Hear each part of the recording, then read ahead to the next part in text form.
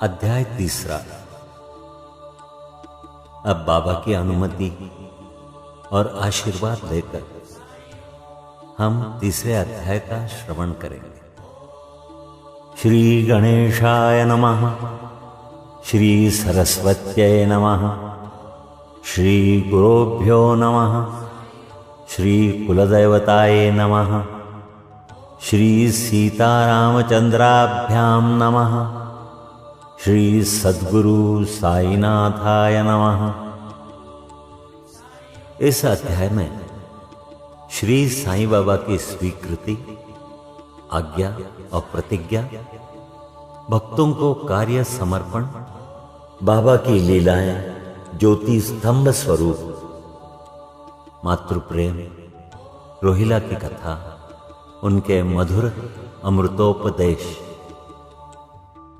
सबसे पहले हम साईं बाबा की स्वीकृति और वचन देना, इसका श्रवण करेंगे।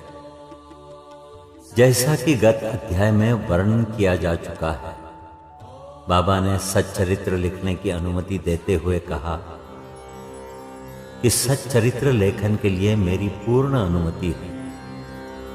तुम अपना मन स्थिर कर मेरे वचनों में श्रद्धा रखो और निर्भय होकर कर्तव्य पालन करते रहो। यदि मेरी लीलाएं लिखी गई तो अविद्या का नाश होगा तथा ध्यान व भक्ति पूर्वक श्रवण करने से दैहिक बुद्धि नष्ट होकर भक्ति और प्रेम की तीव्र लहर प्रवाहित होगी, और जो इन लीलाओं की अधिक गहराई तक खोज करेगा उसे ज्ञान रूपी अमूल्य रत्न की प्राप्ति हो जाएगी। इन वचनों को सुनकर हेमाड़ पंत को अति हर्ष हुआ और वे निर्भय हो गए। उन्हें दृढ़ विश्वास हो गया कि अब कार्य अवश्य ही सफल होगा। बाबा ने श्यामा की ओर दृष्टिपात कर कहा, जो प्रेम पूर्वक मेरा नाम स्मरण करेगा मैं उसकी समस्त इच्छाएं पूर्ण कर दूंगा। उसकी भक्ति में उत्तरोत्तर वृद्धि होगी।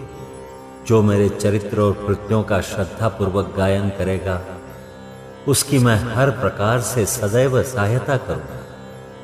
जो भक्तगण हृदय और प्राणों से मुझे चाहते हैं उन्हें मेरी कथाएं श्रवण कर स्वभावतः प्रसन्नता होगी।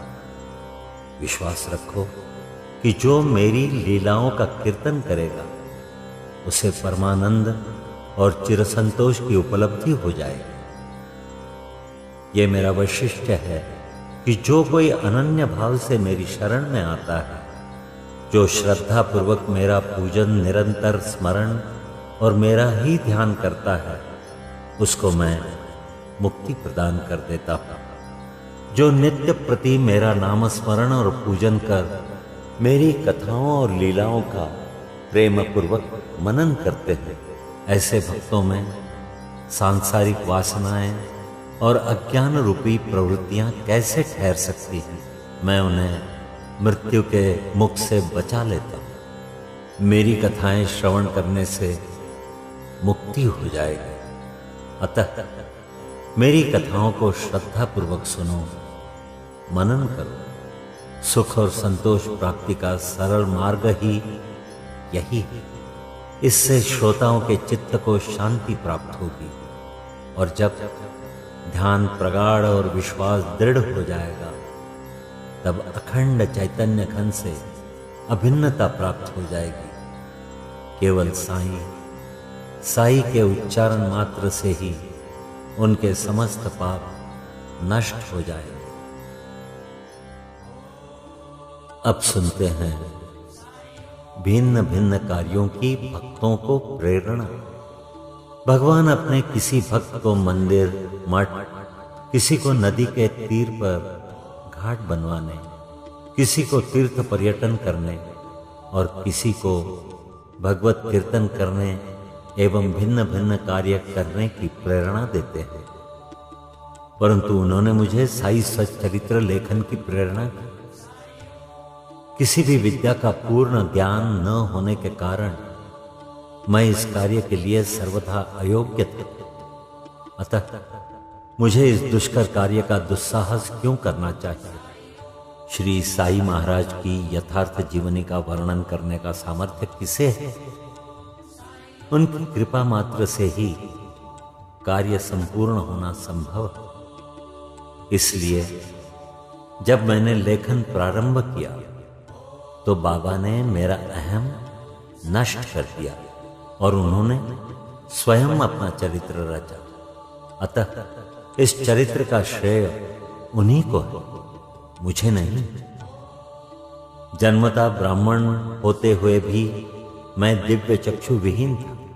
अतः साई सच्चरित्र लिखने में सर्वथा अयोग्य था। परंतु श्री हरि कृपा से क्या संभव नहीं? मूग भी वाचाल हो जाता है और पंगु भी गिरिवर चढ़ जाता है। अपनी इच्छानुसार कार्य पूर्ण करने की युक्ति बेही जा जाती। हारमोनियम और बंसी को यह आवाज कहां कि ध्वनि कैसे प्रसारित हो रही है, इसका ज्ञान तो वादक को ही है। चंद्रकांत मणि की उत्पत्ति और ज्वार भाटे का रहस्य मणि अथवा उदधि नहीं, वरन शशिकलाओं के घटने बढ़ने में ही निहित है। अब श्रवण करते हैं बाबा का चरित्र ज्योति स्तंभ स्वरूप। समुद्र में अनेक स्थानों पर ज्योति स्तंभ इसलिए बनाए जाते हैं जिससे नाविक चट्टानों और दुर्घटनाओं से बच जाए और जहाज को कोई हानि न पहुंचे। इस भवसागर में श्री साईं बाबा का चरित्र ठीक उपर्युक्त भांति ही उपयोगी है। वह अमृत से भी अति मधुर और सांसारिक पथ को सुगम बनाने वाला है। जब वो कानों के द्वारा हृदय में प्रवेश करता है तब दैहिक बुद्धि नष्ट हो जाती है और हृदय में एकत्रित करने से समस्त कुशंकाएं लोप हो जाती है। अहंकार का विनाश हो जाता है तथा बौद्धिक आवरण लुप्त होकर ज्ञान प्रकट हो जाता है। बाबा की विशुद्ध कीर्ति का वर्णन निष्ठापूर्वक श्रवण करने से भक्तों के पाप नष्ट होंगे। अतः यह मोक्ष प्राप्ति का भी सरल साधन है।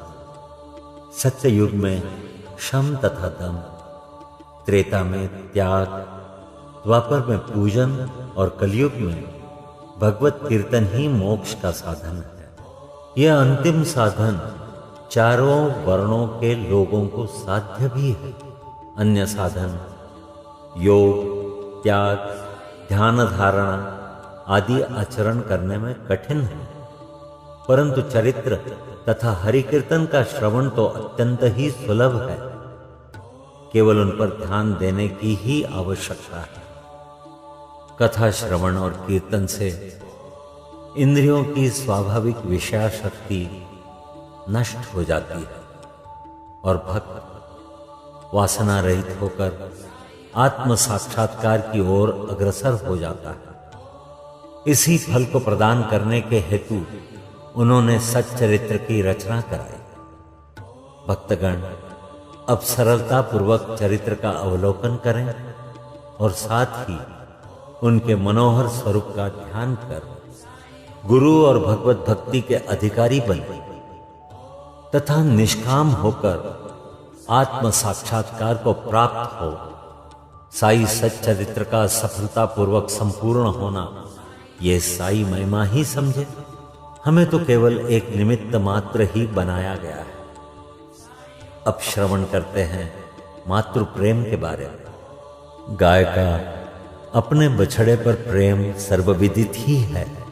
उसके स्तन सदैव दुग्ध से पूर्ण रहते हैं और जब भूखा बछड़ा स्तन की ओर दौड़कर आता है तो दुग्ध की धारा स्वतः प्रवाहित होने लगती है। उसी प्रकार माता भी अपने बच्चे की आवश्यकता का पहले से ही ध्यान रखती है और ठीक समय पर स्तनपान कराती है। वो बालक का श्रृंगार उत्तम ढंग से करती है, परंतु बालक को इसका कोई भान ही नहीं होता। बालक के सुंदर श्रृंगार आदि को देखकर माता के हर्ष का पारावार नहीं रहता।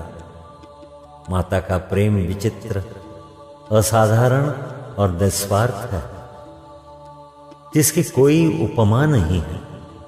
ठीक इसी प्रकार सद्गुरु का प्रेम अपने शिष्य पर होता है। ऐसा ही प्रेम बाबा का मुझ पर था। उदाहरणार्थ वो निम्न प्रकार था। सन 1916 में मैंने नौकरी से अवकाश ग्रहण किया। जो पेंशन मुझे मिलती थी वो मेरे कुटुंब के निर्वाह के लिए अपर्याप्त थी। उसी वर्ष की गुरु पूर्णिमा के दिवस मैं अन्य भक्तों के साथ शिरडी गया। वहां अन्ना चिंचणीकर ने स्वतः ही मेरे लिए बाबा से इस प्रकार प्रार्थना की, इनके ऊपर कृपा करो। जो पेंशन इन्हें मिलती है वो निर्वाह योग्य नहीं। कुटुंब में वृद्धि हो रही है, कृपया और कोई नौकरी दिला दीजिए ताकि इनकी चिंता दूर हो और ये सुखपूर्वक रहे। बाबा ने उत्तर दिया कि इन्हें नौकरी मिल जाएगी, परंतु अब इन्हें मेरी सेवा में ही आनंद लेना चाहिए। इनकी इच्छाएं सदैव पूर्ण होगी। इन्हें अपना ध्यान मेरी ओर आकर्षित कर अधार्मिक तथा दुष्ट जनों की संगति से दूर रहना चाहिए। इन्हें सबसे दया और नम्रता का बर्ताव और अंतःकरण में मेरी उपासना करनी चाहिए। यदि ये इस प्रकार आचरण कर सकें तो नित्यानंद के अधिकारी हो जाएंगे। अब सुनिए रोहिला की कथा। यह कथा श्री साईं बाबा के समस्त प्राणियों पर समान प्रेम की सूचक है।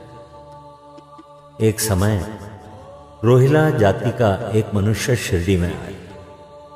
वो ऊंचा पूरा सुदृढ़ एवं सुगठित शरीर का था। बाबा के प्रेम से मुग्ध होकर वो शिरडी में ही रहने लगा। वो आठों प्रहर अपनी उच्च और कर्कश आवाज में कुरान शरीफ के कलमे पढ़ता और अल्लाह अकबर के नारे लगाता था। शिरडी के अधिकांश लोग खेतों में दिन भर काम करने के पश्चात जब रात्रि में घर लौटते तो रोहिला की कर्कश पुकारे उनका स्वागत करती थी। इस कारण उन्हें रात्रि में विश्राम न मिलता था, जिससे वे अधिक कष्ट और असुविधा का अनुभव करने लगे। कई दिनों तक तो वे मौन रहे, परंतु जब कष्ट असहनीय हो गया तब उन्होंने बाबा के समीप जाकर रोहिला को मनाकर इस उत्पात को रोकने की प्रार्थना की।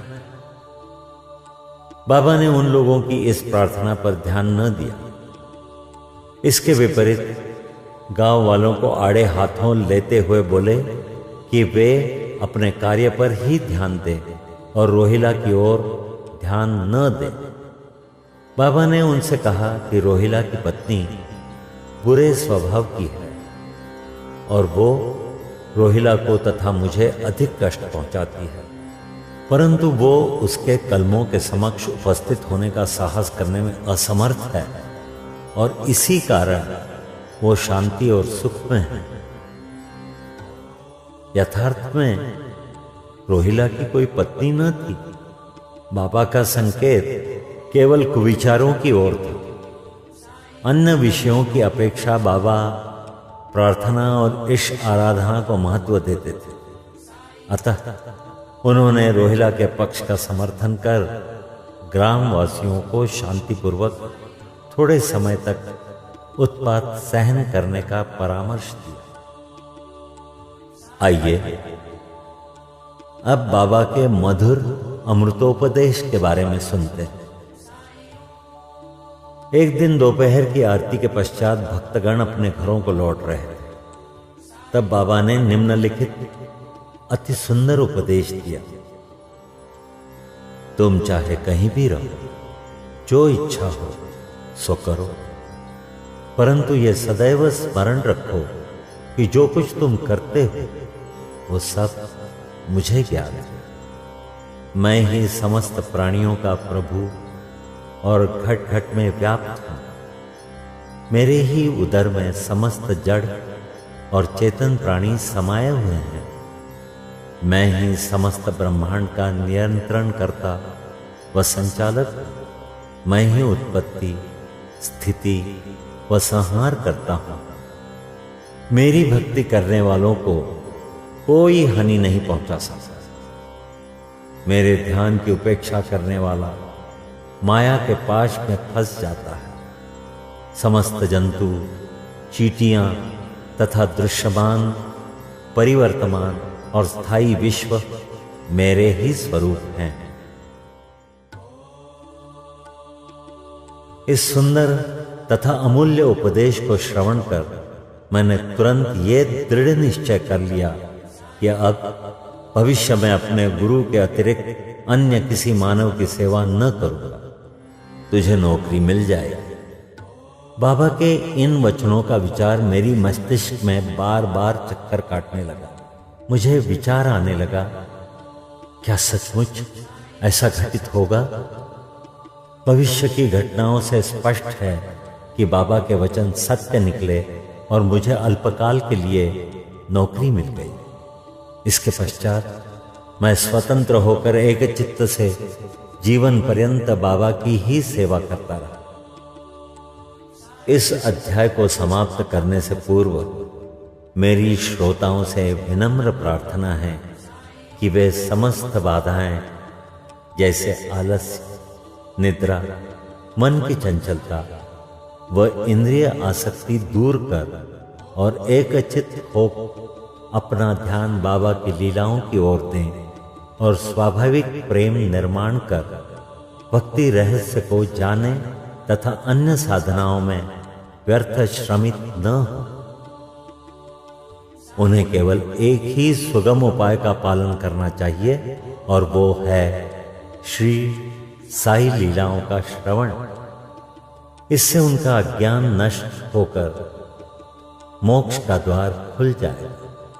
जिस प्रकार अनेक स्थानों में भ्रमण करते हुए भी लोभी पुरुष अपने गड़े हुए धन के लिए सतत चिंतित रहता है, उसी प्रकार श्री साईं को अपने हृदय में धारण करो।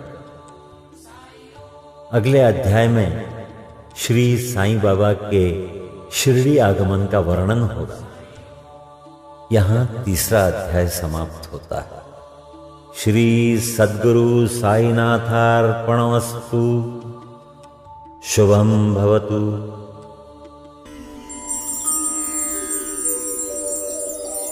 ओम